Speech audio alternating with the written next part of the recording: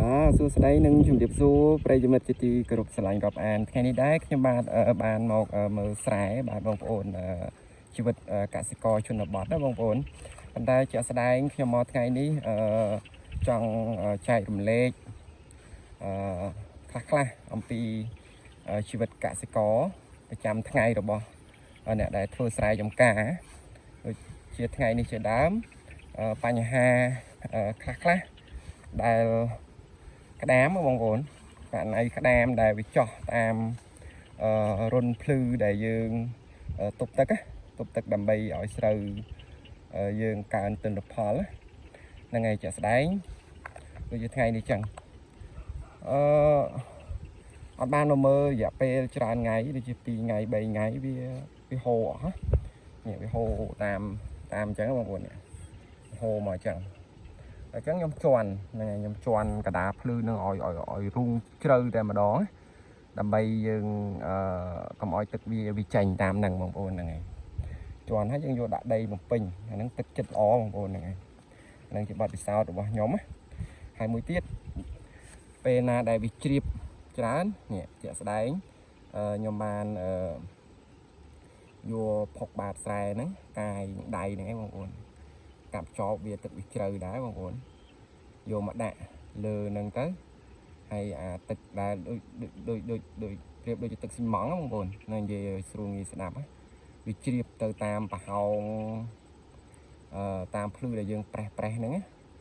អាទឹកបាទអាផុកបាតស្រែហ្នឹងយើងយកមកជះយកមកកាយយកមកដាក់លើហ្នឹងទៅឃើញថាលេងជ្រាបមុនហ្នឹងគឺជ្រាបទាំងអស់បងប្អូនមាននឹងហូរតាមរុនក្តាមមាននឹងអីទៀតណាតែឥឡូវហ្នឹងខ្ញុំអនុវត្តជាក់ស្ដែងគឺថានេះបងប្អូនទឹកត្រឹមជង្គង់ខ្ញុំបងប្អូនហ្នឹងហើយត្រឹមជង្គង់អញ្ចឹងខ្ញុំបាផុកបានហ្នឹងបងប្អូនបាមកយកមកដាក់លើភ្លឺហ្នឹងទៅហើយអាទឹកដែលស្រស់ហ្នឹងធ្លាក់ចូលតាមប្រហោងភ្លឺចាស់យើងហ្នឹងវាបិទចិត្តតែហ្មងបងប្អូនបិទចិត្តអញ្ចឹងឃើញថាលេងជ្រាបហើយលេងជ្រាបអស់ហើយហ្នឹងហើយលេងជ្រាបហើយអញ្ចឹងទឹកនេះវានៅស្ទះកកនោះហ្នឹងអញ្ចឹងបានថាខ្ញុំអាចទទួលយកបានប៉ុណ្ណឹង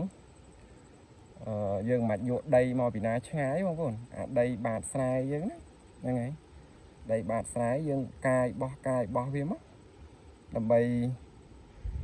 វាមានហៀតាមចូលតាមប្រហោងតាមអីខ្លះអញ្ចឹងទៅវាចិត្តល្អដែរមួយយ៉ាងនេះល្អតែគាត់ថាឆ្នាំនេះទិន្នផលស្រូវដូចជាឃើញថាល្អគ្រាន់បើវាអត់សូវនេះបងប្អូនអត់សូវដូចឆ្នាំតមិញងាប់អស់ឆ្នាំនេះបានទឹកជន់មកអញ្ចឹងល្អបងប្អូនស្រូវតែត្រូវគ្រប់គ្រងទឹកយើងមិនដឹងថាវារាំងពេលណាអីពេលណាទេឥឡូវហ្នឹងខ្ញុំកំពុងតែគ្រប់គ្រងទឹកខ្លាំងមែនទែនផ្ដោតទៅនឹងការគ្រប់គ្រងទឹកព្រោះបើមិនគ្រប់គ្រងវាទេវានឹងហូរទៅអស់បងប្អូនទឹកត្រឹមជង្គង់ខ្ញុំតែឥឡូវស្រូវនេះវាខ្ពស់ដែរបងប្អូនឃើញថាល្អដែរហ្នឹងហើយតែវាមានខ្យងមានក្តាមអីកាត់ខ្លះហ្នឹងហើយបងប្អូនហ្នឹងជាធម្មជាតិទៅហើយពួកកំចាត់វាអត់បានអញ្ចឹងយើងត្រូវតែទទួលយកកន្លែងហ្នឹងដែរ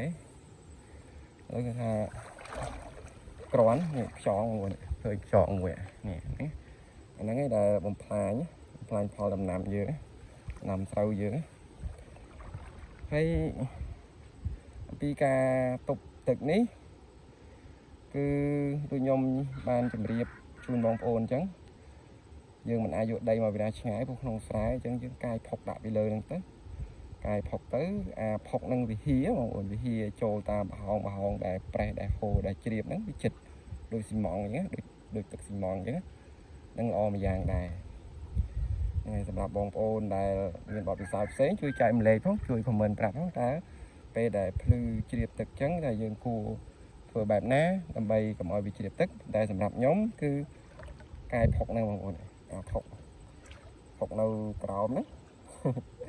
កាយវាជះដាក់ទៅឃើញថាវាបាត់ជ្រាបដែរបងប្អូនបាត់ហូរបាត់អីដែរហ្នឹងហើយគឺកសិករតែងតែបារម្ភបំផុតអំពីបញ្ហាទឹកនឹងតែម្ដងបើគ្រប់គ្រងទឹកអត់បានគឺពិបាកទិន្នផលវាអាចធ្លាក់ចុះច្រើនហ្នឹងហើយវាអាចធ្លាក់ចុះច្រើនមែនទែន mà giờ dân cục rong tức bán cứ ok lỏ bông ôn lỏ xong rồi chia cả coi dưới ta bị bạ đáy nó ca cục rong tức bông ôn sai khác qua tức mình smile mình ấy chân tới cứ bà cục rong bà cục rong kháng á rồi khi nào này khơi thả toàn đại chi bông ôn đi rồi đi nhom toàn bản đại chi tế là ngày bài chỉ pi bị ngày tiết ngày cô tức tầm màu bàn pi ngày đi tới bông ôn chẳng bàn buồn ngày ấy bàn nhom đại chi này là bài còn đào bía xong chị bông ôn tha đi chia ở một phết rồi rụng đua bông ôn rồi rụng đua rồi nắm thua sâu bán đấy bông ôn vì ở sâu miền tấn làm cái khơi thả thực mà cục còn lỏ bên tay dương mình đang hà từ ngày một tiết vì đừng bắt bong tên là phơi nám mình đắng người ta trong tay khang này với bông ôn màu rồi ra nó được chọn ốc thì cái nhớ bông ôn thường anh ấy cắt sợi thì ăn mà trong chặt bia màu anh ấy cắt kháng bông ôn này chợ đấy ấy cho nó cắt kháng cắt sợi kháng hào anh hay cắt sợi thì sẽ heo kháng rồi phai năm dương trái mà bà miền tây bên đây bà ở côn bông ôn cột chùm bìa